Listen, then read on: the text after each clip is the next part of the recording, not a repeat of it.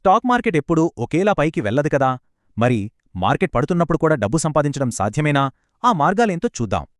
మార్కెట్లు పడిపోవడం చాలా సహజం, కానీ దానివల్ల మన పోర్ట్ఫోలియో ఆదాయం ఆగాల్సిన పనిలేదు. సరైన ప్లానుంటే చాలు. అయితే ఏ టెక్నిక్ వాడే ముందైనా అసలు విషయం సరైన స్టాక్స్ని ఎంచుకోవడంలోనే ఉంది. అదే ఫస్ట్ స్టెప్. అంటే లాంగ్ టర్మ్లో నమ్మకమున్న డివిడెండ్ ఇచ్చే పెద్ద కంపెనీలు మార్కెట్ కష్టాల్లో కూడా తట్టుకుని నిలబడతాయి. ఇందులో మరో ప్లస్ పాయింట్ ఏంటంటే, ఈ డివిడెండ్ స్టాక్స్ మార్కెట్తో సంబంధం లేకుండా అదనపు ఆదాయాన్ని ఇస్తూనే ఉంటాయి. సరే, డివిడెండ్స్ మాత్రమే కాదు, కవర్డ్ కాల్స్ అనే మరో సూపర్ స్ట్రాటజీతో కూడా ఆదాయం సంపాదించవచ్చు.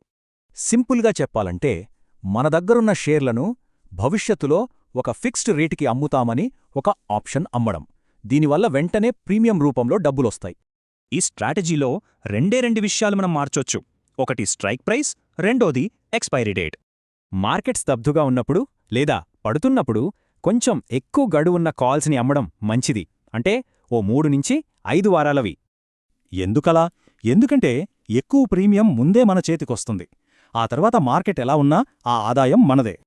ఓకే, దీన్నొక రియల్ ఎగ్జాంపుల్తో చూస్తే ఇంకా బాగా అర్థమవుతుంది. మైక్రోసాఫ్ట్ స్టాక్నే తీసుకుందాం.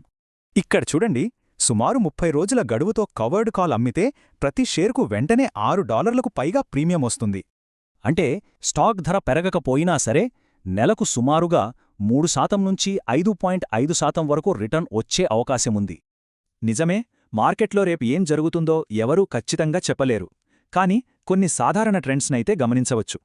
ఉదాహరణకు సీజనల్ ట్రెండ్స్, కొన్ని నెలల్లో మార్కెట్ అస్థిరత, ఇవన్నీ మనకు కొన్ని క్లూజ్ ఇస్తాయి. సో అసలు పాయింట్ ఏంటంటే, ఈ స్ట్రాటజీని మన పోర్ట్ఫోలియోలో ఒక బ్యాలెన్స్డ్ భాగంగా వాడుకోవాలి.